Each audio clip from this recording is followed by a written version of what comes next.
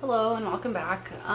So this video will be regarding some of the topics that people keep saying that social workers should replace police officers.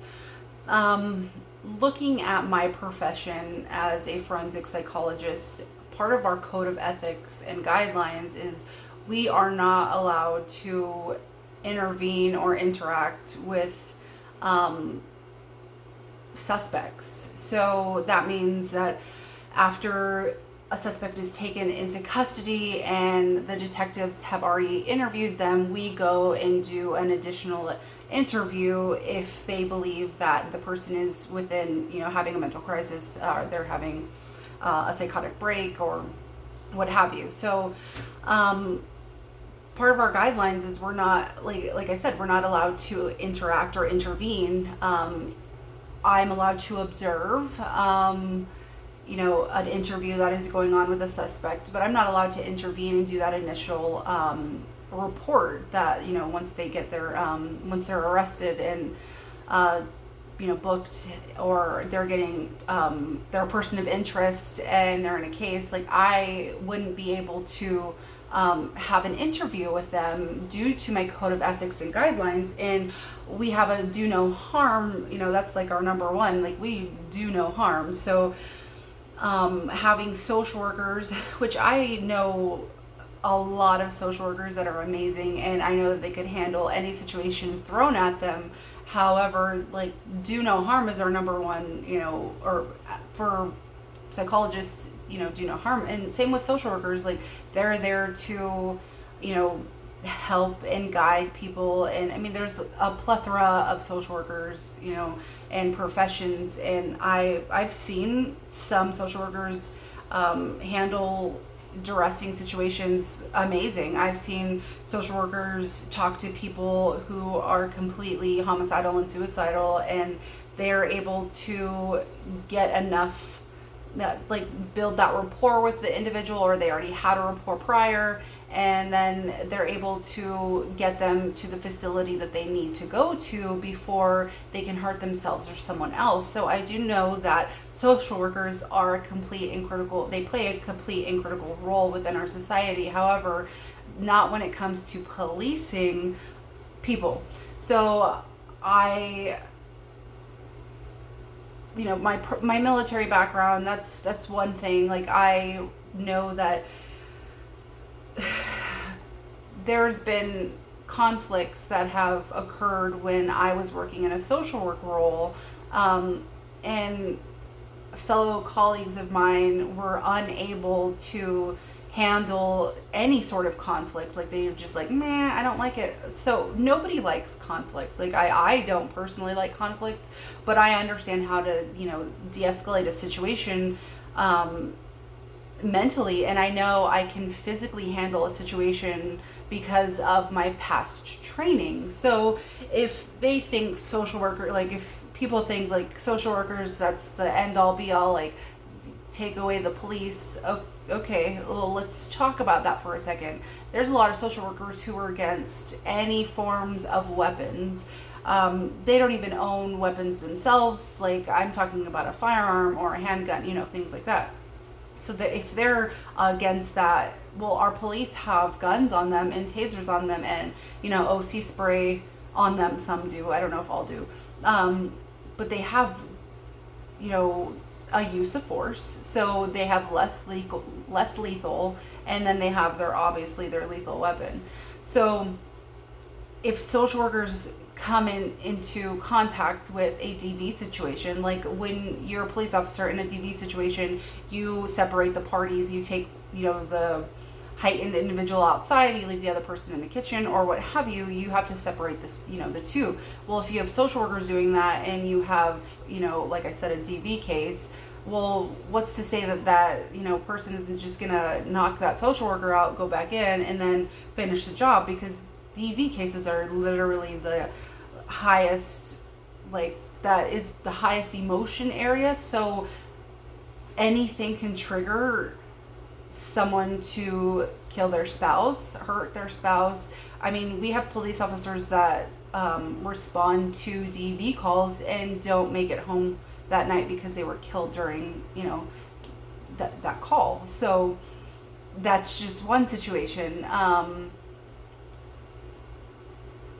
I'm trying to think of other situations that would deem, a good social worker. Obviously, mental health, people who are dealing with a mental health crisis, or they're completely in duress and they're having a very distressing time and they're completely heightened, but they don't see a way out of a situation. So they go in and, mass shoot, or there's a mass shooting. We have to have the specialized units, the SWAT team, the hostage negotiation team. They have to go in and, take care of that situation. I'm not saying, eliminate the person. Obviously, if they're trying to get suicide by cop, usually an officer can tell if that's the intention of the shooter, if it's to be killed by a police officer, because some people think that's an admirable way to go, which it's not.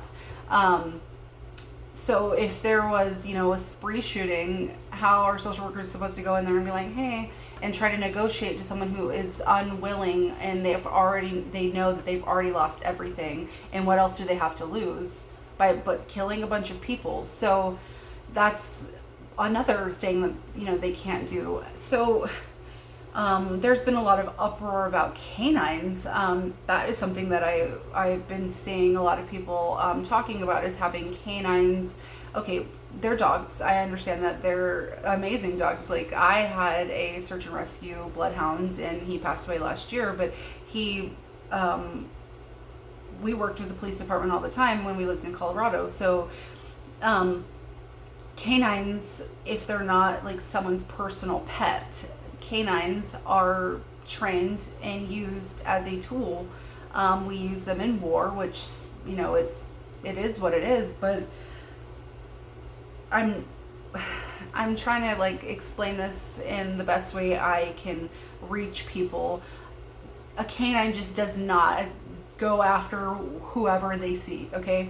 So when you're tracking a suspect, or, a suspect is ran out of a vehicle, or they're fleeing and they're running between houses and they're doing X, Y, and Z. So you bring in the canine, right? The canine is not just going to randomly bite anybody it sees.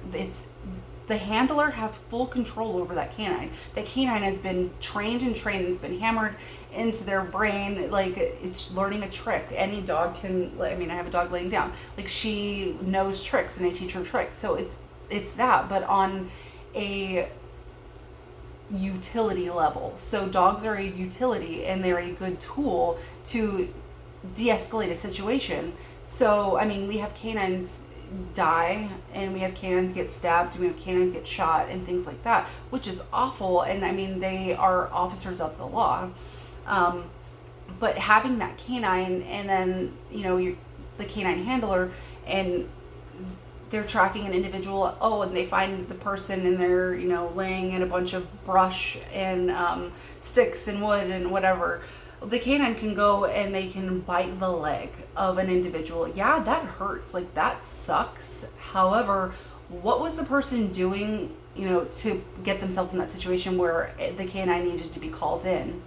So I'm not talking about, treading on the Fourth Amendment, because I can go on that one. But if they're running away from the police, well, the canine is the best tool to use, because one, they have a better nose than we do, they can hear better than we do, and they can track better than we can, because we're human. Unless we have a helicopter above, then, it's different. So using canines, the second the handler says the words for them to stop biting, they stop.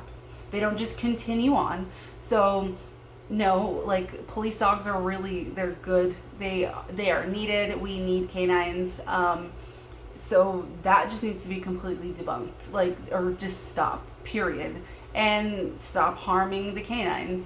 They're doing a job just like the police officer is doing a job, and they're an animal, and I understand that, but don't hurt them. If you comply to commands with your hands up, you comply, and the dog will most likely not bite you.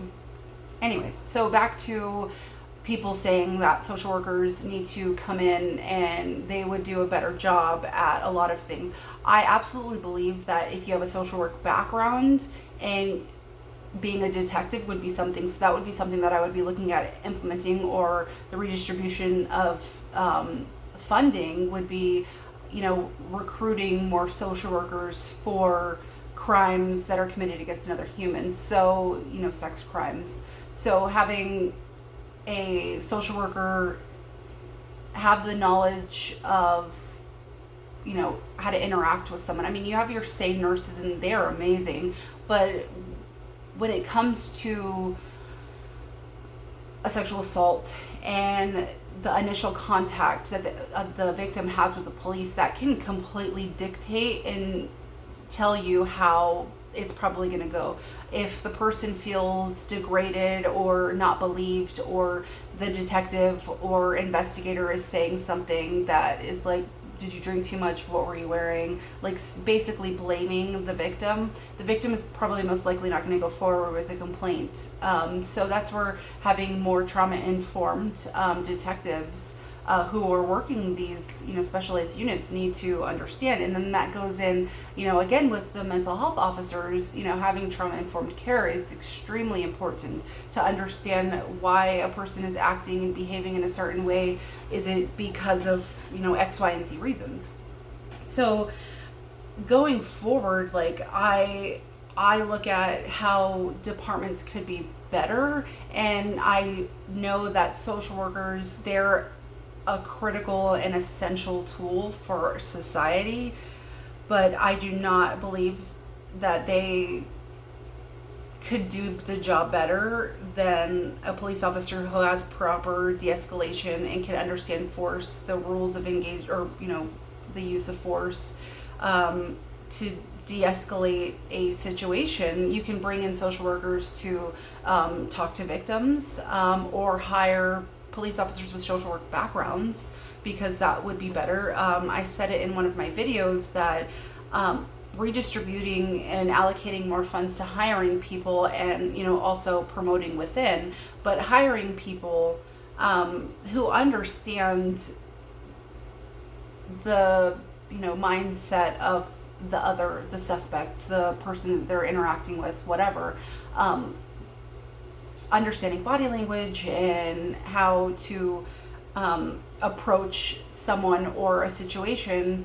So you can hire, a forensic psychologist, you can hire a psychologist, you can hire social workers, the department as a whole would get a lot better, because there are people who have the mental health background and they have the training of a police officer, but they're not working the beat, they're working, cold cases or active current cases. So there's that part that I believe is completely instrumental and needs to be looked at.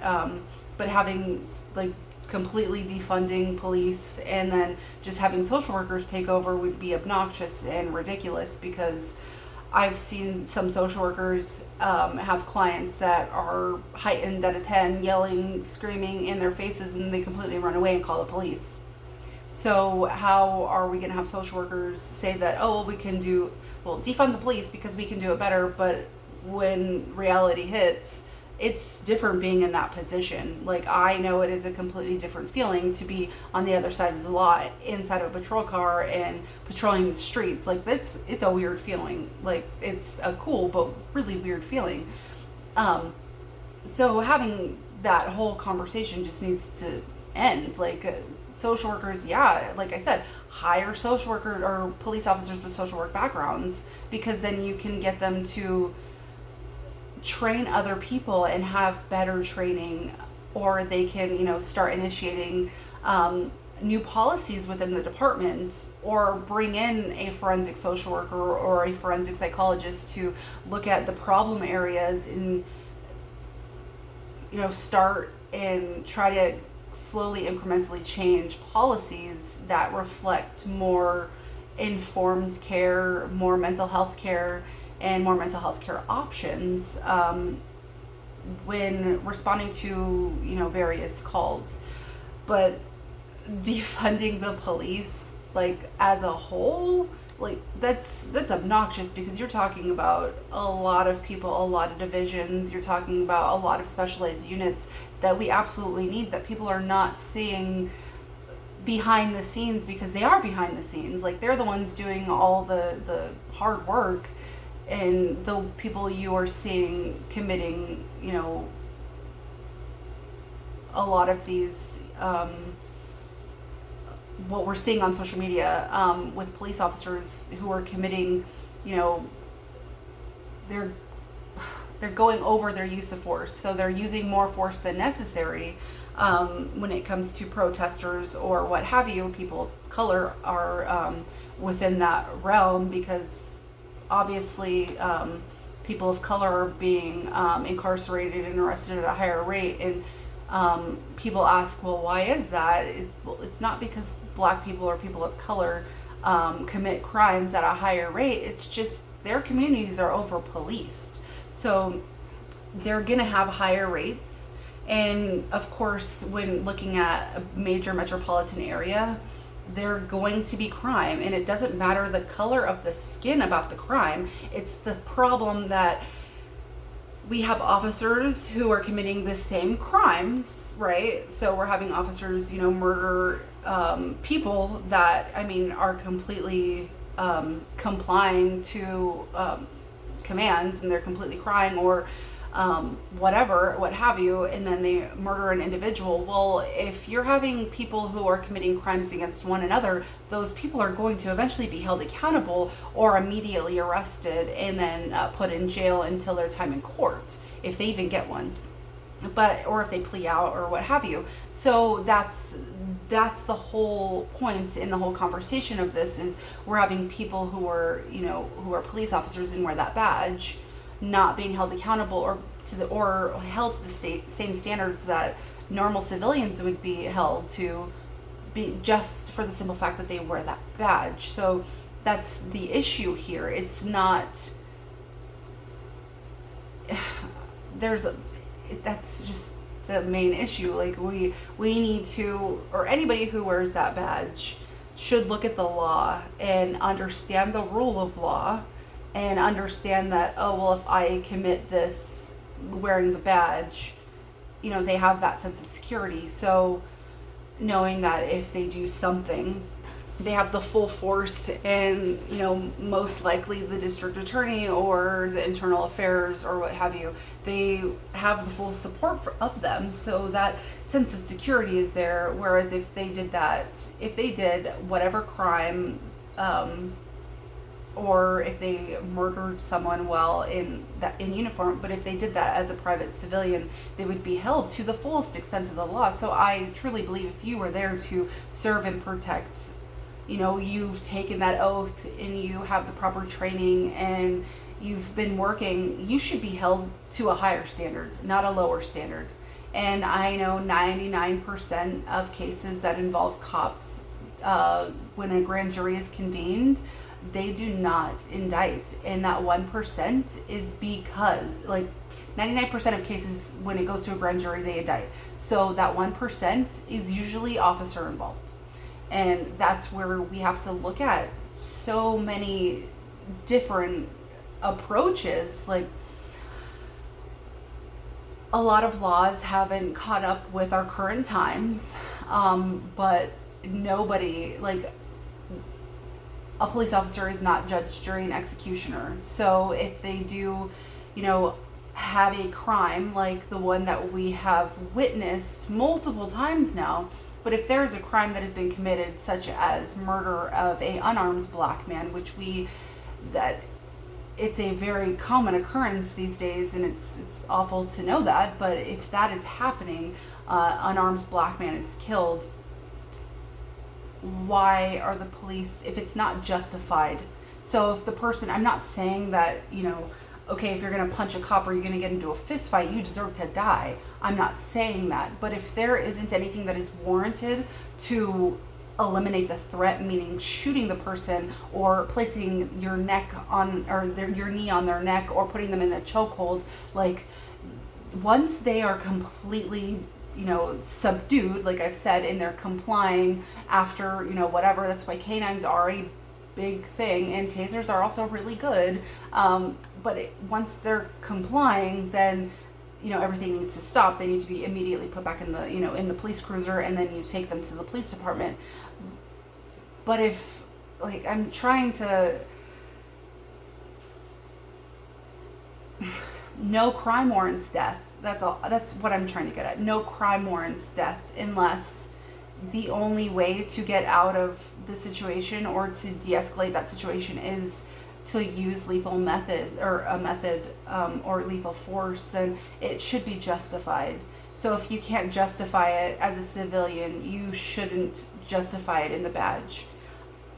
So my next video will go on to talk about how to properly implement all of this into one proper thing, and I'll also touch on training officers. So I appreciate your time. I hope you enjoyed or learned something from this. Please leave a comment, and I can further have more commentary to use.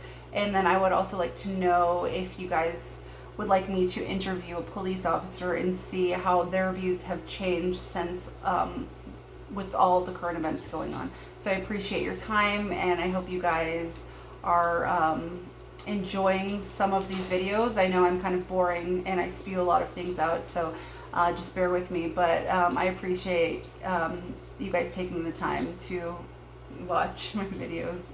So thank you, and wait for my next video. Thank you.